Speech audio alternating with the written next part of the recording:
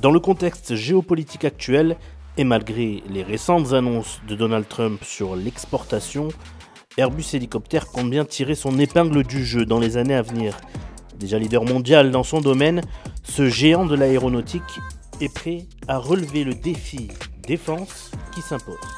Deux choses. D'abord, côté français, l'hélicoptère est pleinement inscrit dans la loi de programmation militaire avec des contrats importants qui ont été signés autour du développement de la version militaire du H160 avec un premier vol qui va avoir lieu en juillet de cette année, donc un jalon majeur à travers la modernisation du Tigre, cet hélicoptère d'attaque qui sera plus que jamais indispensable dans le nouveau contexte géopolitique en Europe. Donc ça, c'est des contrats que nous avons signés avec la France et que nous devons exécuter.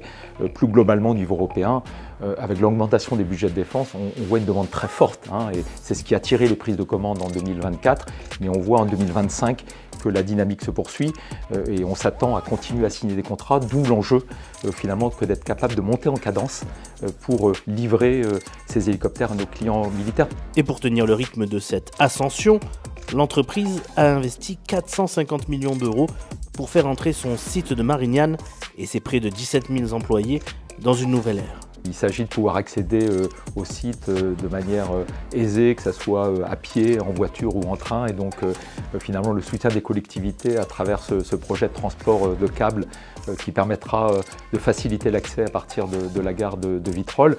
Sur le site, tout simplement des chiffres à avoir en tête. On parle de la destruction de plus de 15 bâtiments historiques.